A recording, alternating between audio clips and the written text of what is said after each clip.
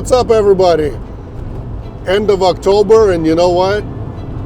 Things are rough, to call them in a nice way and in a calm way, and we'll leave it at that. Freight is rough. Cheap. West Coast has gotten, I mean, if you don't come here, you don't make the money on a good long mileage road like if you're going cross country. But getting out of the West Coast right now has been a struggle. A struggle, to say the least, a struggle. Local loads, I mean, they've fallen, you know what I mean? Even the stuff I normally would get my hands on, it's fallen. The rates are not there, the freight is not there. I think just all around is just, it's rough. Not just in our world of expediting, but you know what I mean? The whole trucking world it's rough. Things are rough. Things are coming to a winter, so a lot of different produce isn't moving. So that means the dry vans, you know, the reefers are taking some of the dry van loads, and you know, dry vans are just left with whatever, and it's, you know, all that. In the end, all you got to worry about is actually being productive while you're waiting, being productive while after you deliver. That way you're not missing out on freight, because some drivers, after they deliver, they're like, well, you know, I'm gonna go offline for a day, for the rest of today. Well, you know, we could get you something else, not something like super long, but at least a few hundred miles, 300-400 miles, and at a later pickup during the day. That way you can make, you know, $300, $400, $500 still in a day today, and not have a be a lost day, because every lost day is a minus, because it costs you money to sit, because food, insurance, if you have van payment, then a van payment, you know, plus whatever other bills you got going on, if you have any. So yeah, sitting around is no good either. End of October, no snow, no rain, but we did have some rain yesterday, and today it's already dry, and this is what it looks like. 46 degrees is what my Mr. Chocolate's showing here on the dash. 46. What am I doing today? Well, it's a blessed day, because today somebody in Montana, in Bozeman, needs help. Somebody's coming with a liftgate truck to load something, so they need a spotter/helper to make sure that nothing tips, nothing falls, or any of that kind of stuff. So me personally, I'm not going to be driving any freight, but I do need to be in Bozeman on time at 9:30 Mountain Time tonight, and help the guy load, and then unload tomorrow morning. I think it's set up for 11 a.m. So that's what I'm doing today. And something like that pays $1,100. I haven't done my math yet at all of what it is, but you guys can Google it. Spokane to Bozeman to Kalispell, and then back to Spokane. I don't even know how many miles that is. I guess I could use the maps on my phone and do it. The funny thing is, Apple phones, they don't do that. They don't let you see all the mileage. You can create a route, but Apple, for some reason, Google Maps on Apple phones, on Apple devices, it doesn't show you the all-in mileage. Android, it actually does. It'll show you the total mileage. If you're building a route with multiple pickups, or if you're doing a route with like your deadhead miles to pickup, and then your loaded miles, and then maybe deadhead out of a bad zone again to a better zone for your next load, things like that. You can do as many stops as you want with an Android, and it actually shows you all the miles, all of them. So that's the nice part about it. $1,100 for me. All I got to worry about is just being on time there and pray really good. That way, you know, no animals, no deer, no moose, no elk, nothing like that gets in my way and stops me tonight. But it's one of those things. Montana's a roughie when it comes to that kind of stuff. So, you know, I barely have any time left. I got to fill up, and then I don't really have any spare time I think it was like half an hour. I don't even know if I'll even have that till 9:30 because it's already 2:30 my time / 3:30 mountain time, and I'm just like leaving town, you know what I mean? Still got to get there, hopefully without any kind of problems, and then drive, I don't even know how many miles it is from Bozeman to Kalispell, but I'm sure it's still almost all night driving too, so we'll see. You guys are coming along. Don't go anywhere. You're coming along for the ride. It's a Montana all-nighter today. As you're driving, you guys, if you're a driver, you should know what Maverick gas stations are. They're all over the, you know, the West out here. Utah has them. Idaho has them. So if you guys ever come, you know, out westish, you know what Maverick is. Maverick, especially in Post Falls at exit, what is this, 1? Or is it 0? 1 or 0, whatever. If you're driving by on I-90 through here, Washington and Idaho border, I-90, you're going to see Maverick here. Maverick has got 337. I get another 2 cents off over there.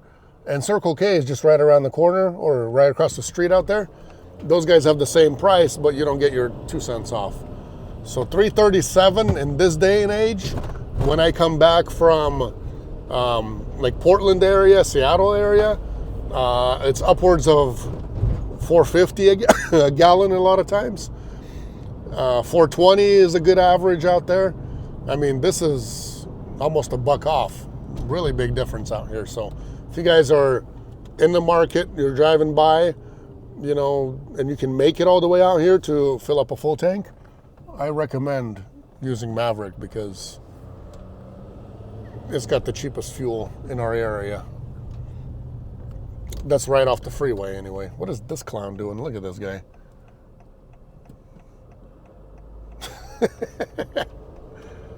Oh.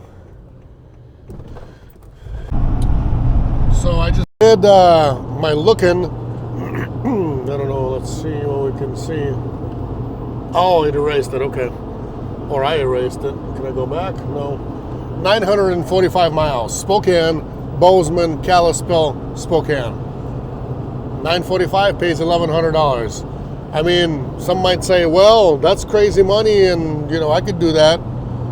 You could, but it only happens once in a great while because these kind of rates, they're long gone. It's super hard to find anything or even be considered at any kind of rate like this. It's just because we have to be there at 9:30 and they have to have it tonight. There's no switching. There's no, you know, there's nothing of like, you know, pushing time back or next day or any of that kind of stuff. It must pick up tonight and it must deliver tomorrow morning.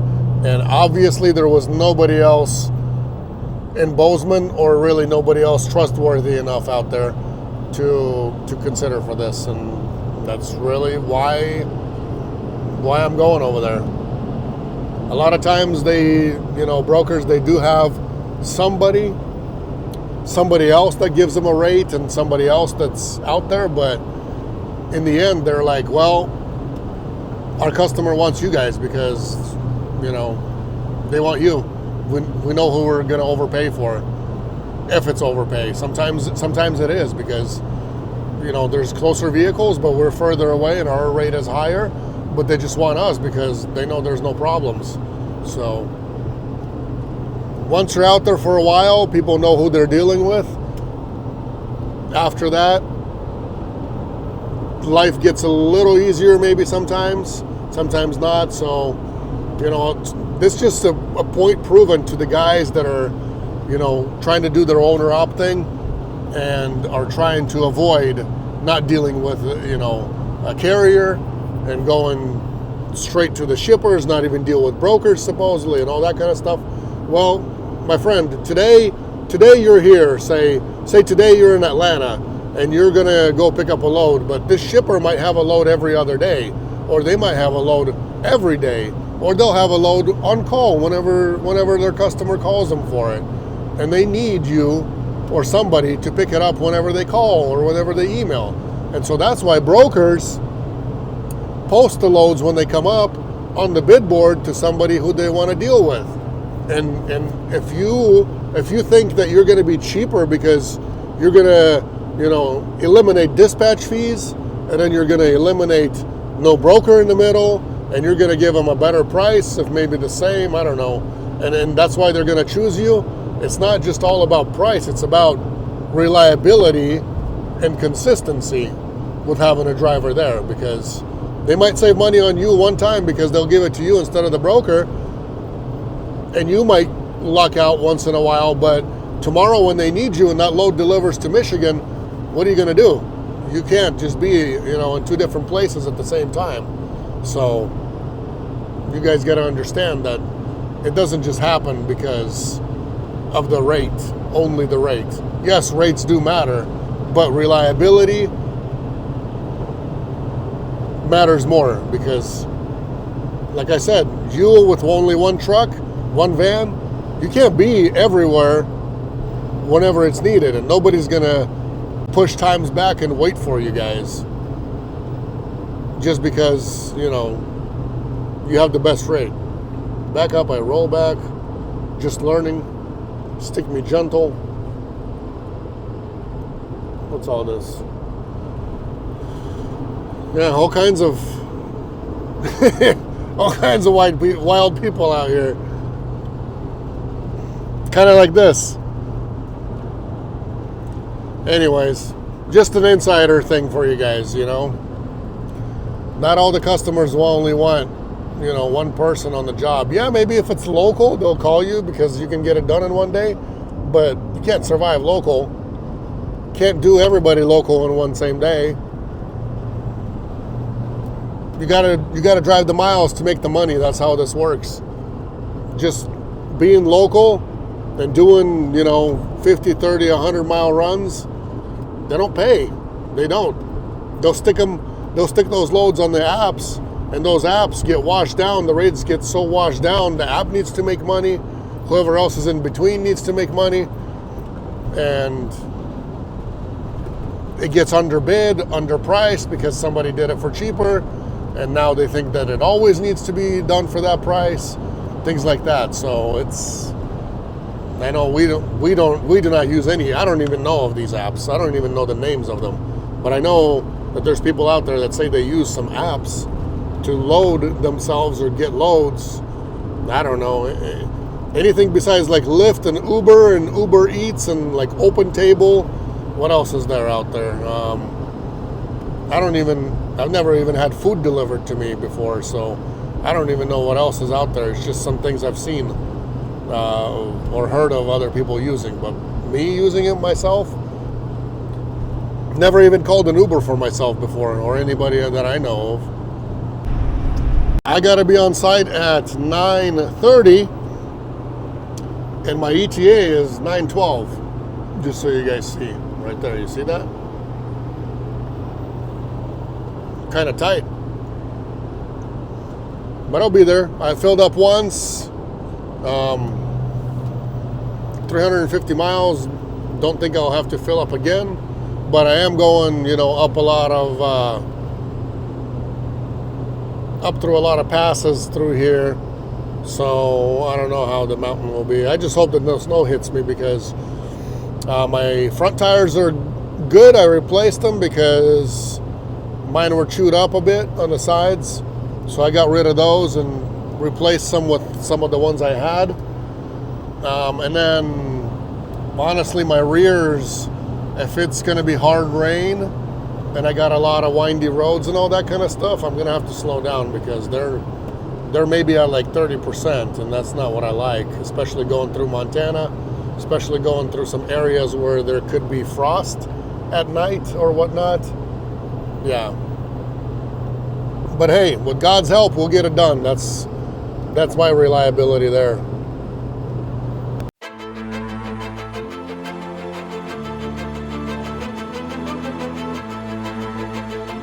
Okay. Made it on site, loaded, and I'm all wet already, but chit-chatted with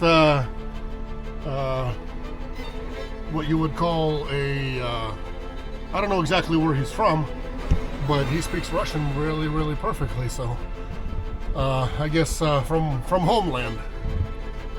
What do you call? What would you call that name? Compadre? Comrade? Yeah, you guys would say comrade. In our words, sootechestvennik. But yeah, compadre, whatever you want to call it. Anyways, we're loading it up. It's 5 pieces. Some of it were tall on wheels, so yeah, you do need a spot on these to load and unload, and basically that's what it was. He actually unloaded by himself over here, but maybe they couldn't find help or whatever it was, or maybe I don't know what the deal was. But anyways, long story short, Kalispell bound now, and gonna find the longest way there on the freeway. That way I don't have to take the highway for a long time, because I do not like driving highways in the middle of Montana. No way. So I just usually don't take the first, look at your map, look at Google Maps, make sure it's corresponding, and that way your mileage isn't really going crazy. But if it's like 30, 40 miles, maybe up to 50, and you can take I-90 or a decent freeway, not a highway, take that. Take that, because I've done this for years and years and years, and every time you either get a close call or you smack something in the middle of the road. So that's just my advice to you guys if you guys are coming to Montana. But anyway, I'm gonna pick my route and head on out, and I'll see you guys tomorrow morning. Our unload time is actually 11 a.m. The guy said we could be there later if we wanted to, because he wasn't gonna be there until later or whatever, but I think he's gonna nap and then drive out there or whatever he's gonna do. But anyways, let's get going. I'll just hop on the freeway, and as I'm doing that, there's the other truck over there. It's a 26-foot liftgate truck out there, with a little liftgate, tiny though, so it's not a big liftgate, so you can't, put long things on there. Which way does that go? Maybe this way.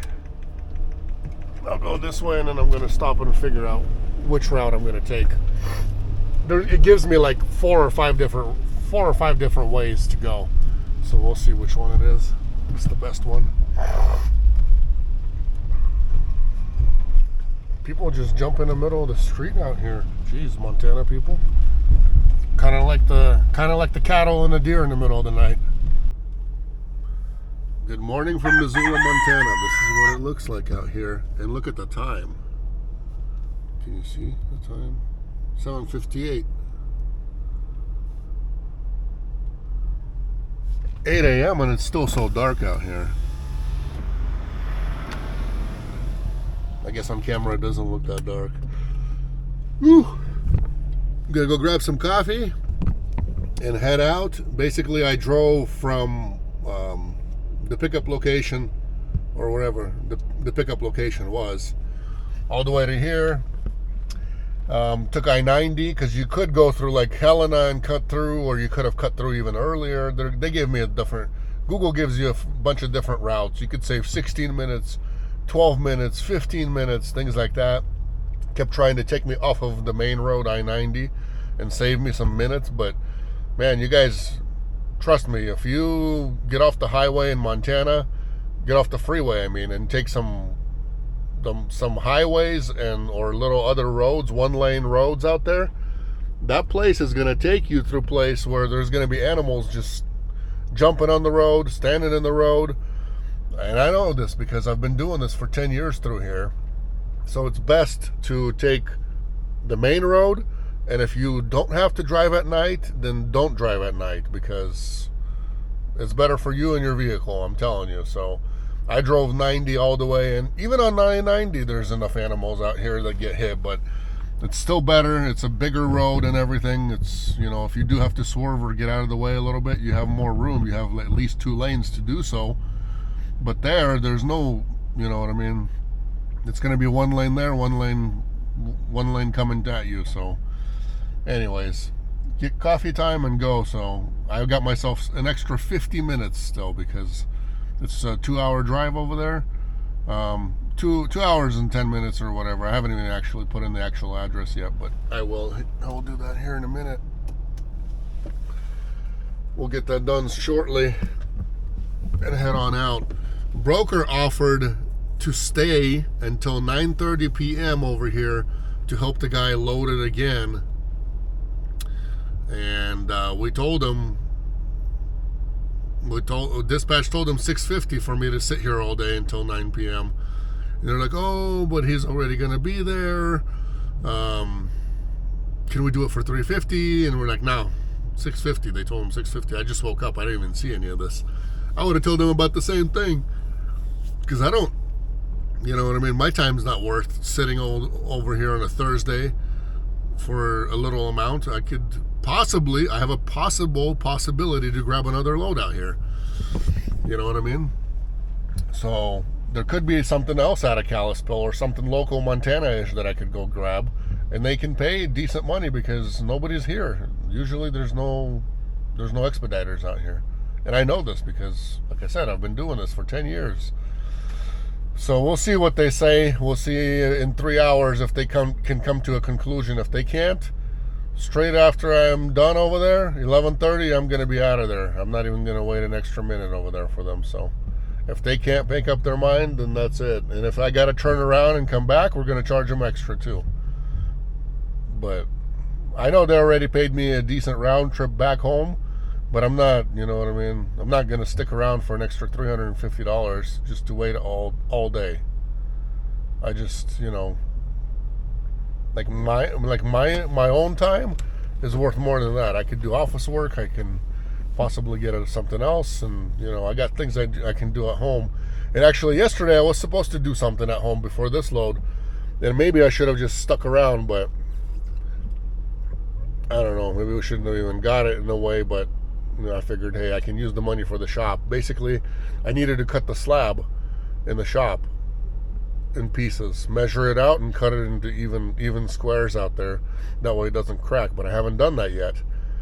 So, you know, every day I'm not doing it is worse for that because it's going to crack somewhere. So, anyways, that's just my little sob story for you guys.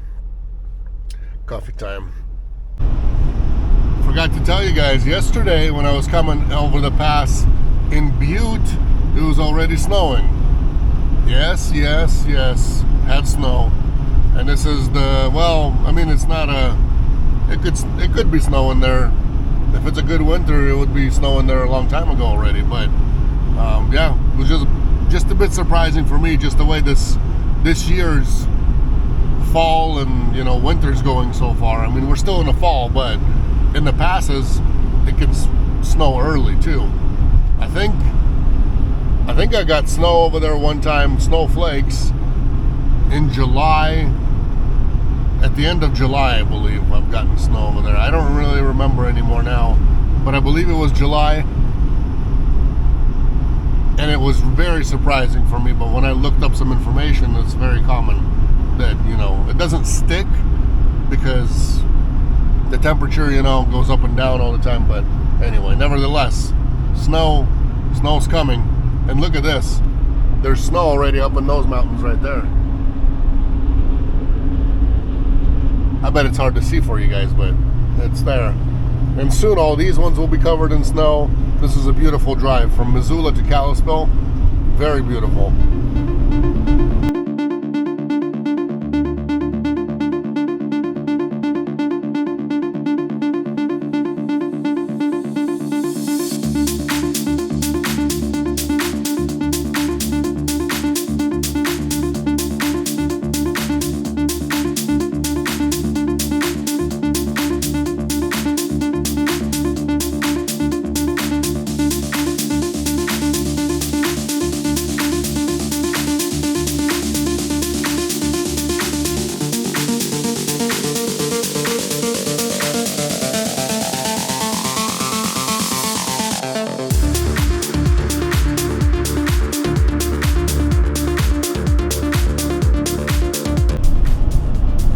That's a beautiful looking fall. If you guys don't agree with me, I want you to comment. But if you do agree with me, I want you to comment as well. You guys see the mountains, the snow up there? Glacier Park's just right up the road. I mean, it's give it a little more. I'm gonna give it a little more. If I come out here, we're gonna do this again, but I don't know when I'll be out here next time. This year I haven't been out here too much. A couple times in the summertime, a couple times when it wasn't too hot, and then summer went by, I haven't showed up over here. So yeah, I didn't even get to swim in Flathead Lake this year. I could have, I guess. There was a time that I could have, but I didn't have the time. Or I guess more desire than the time, but it was already getting dark and I'm like, it's okay. I don't really like to swim in the dark. Look at that. Absolute beautiful. I mean, it's great out here in the springtime because everything gets green. It's great out here in the wintertime because everything is white and pretty. And it's great in the fall time, in the summertime. I mean, it doesn't matter what time of the year. All 4 seasons out here is just incredible.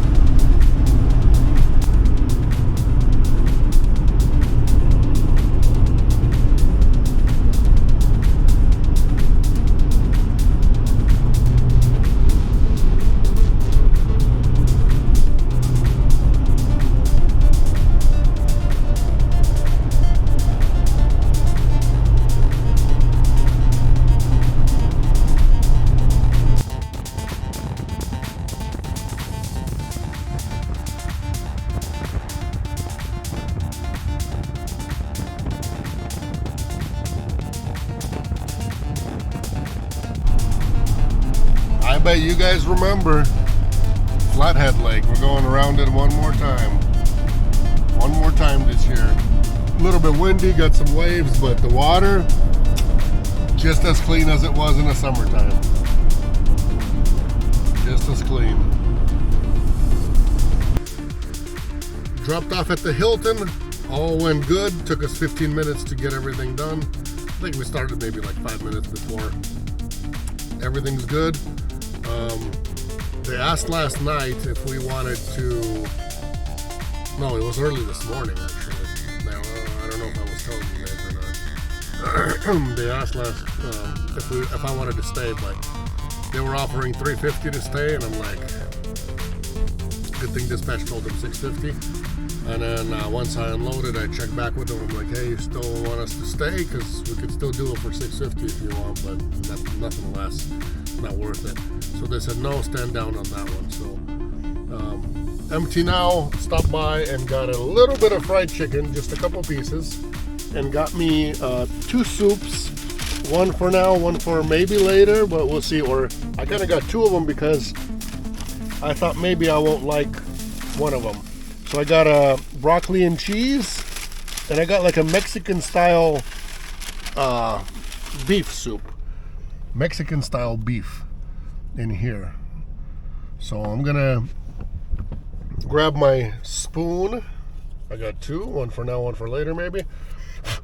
Like I said, I don't really eat that much, but I got 2 of them just because I thought maybe that Mexican style won't be that good. And the other part is I've been having the weather change, and it always triggers my heartburn. So as soon as it gets cold, in the very first couple of weeks up to a month, I got, my heartburn just through the roof. And this one is like a, tomato based, I guess, or whatever you want to call it, right? It's reddish, but it's got a lot of meat in there too, a lot of beef in there. So I've got baby wipes, don't worry, it ain't going anywhere.